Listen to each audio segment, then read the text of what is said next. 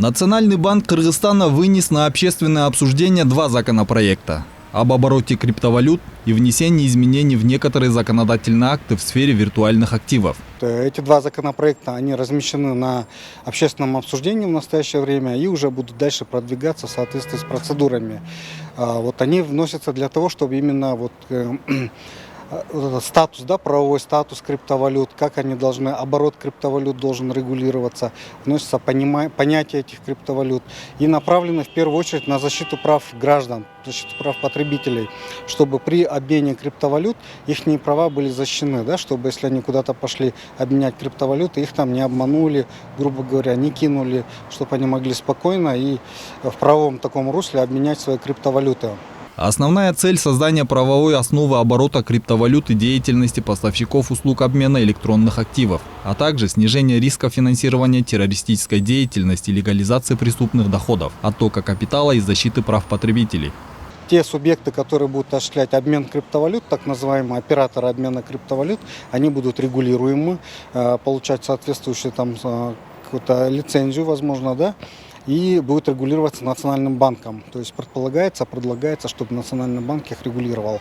Если закон будет одобрен со стороны парламента, то в налоговый кодекс также будут вноситься изменения в части того, что операторы обмена криптовалют будут подвергаться налогообложению на основе обязательного патента. Министерство экономики и финансов ранее предлагало добытчикам криптовалют установить для майнинг-ферм самые высокие тарифы на электричество. 2 сома 91 тыин за 1 киловатт в час, а налог составит 15% от затрат на электричество. Если майнинговая компания заплатила за свет 100 тысяч сомов в месяц, ее налоги составят 15 тысяч сомов.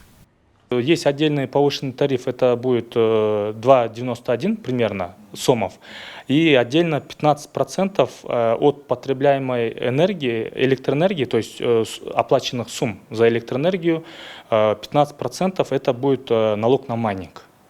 Таким образом, правительство фактически легализовало майнинг в Кыргызстане, хотя до введения налогового режима он не вводил в перечень запрещенных видов деятельности. Заработать на криптовалюте в Кыргызстане возможно, но при одном условии. Эксперты рынка заявляют, что в этом деле главное знание. Технология, она очень перспективная в своем роде. И биткоин, он растет из-за того, что миллиардеры вкладываются.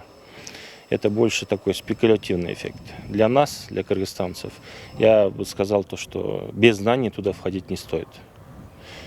И сейчас биткоин стоит на уровне 51 300 долларов. И что даст, если простой кыргызстанец купит данную криптовалюту, биткоин? А я скажу, что большие риски. Почему? Потому что, может быть, это пик, локальный пик, который может потом рухнуть. Между тем, позиция регулятора относительно торговли криптовалютами остается жесткой. В Нацбанке напоминают, что риск инвестиций в биткоин заключается в том, что его выпуском занимаются частные лица, а не государства. И то, что они дают рекомендации гражданам. Инвестиции в криптовалюту очень высокорисковые, предупредил на недавнем интервью председатель Нацбанка Толкунбек Абдыгулов.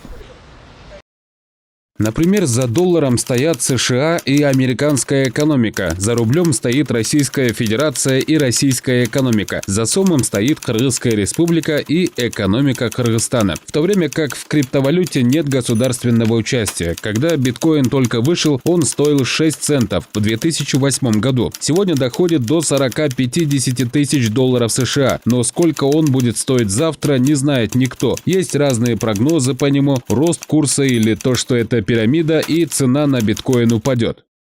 Криптовалюта, как и цифровая экономика, явление новое и для рынка Кыргызстана пока малоизвестное. В мировой практике все больше и больше проявляется интерес к цифровым деньгам, умным документам и другим современным проявлениям. Стоит отметить, в воскресенье стоимость биткоина побила очередной исторический рекорд в 58 тысяч долларов, после чего в понедельник резко откатилась вниз, уйдя ниже психологической отметки в 50 тысяч долларов. Перед этим стоимость биткоина росла 4 недели подряд, начиная с конца января. За это время биткоин подорожал в 1,7 раза. Пока никто не может точно сказать, что будет с курсом дальше, отмечают специалисты.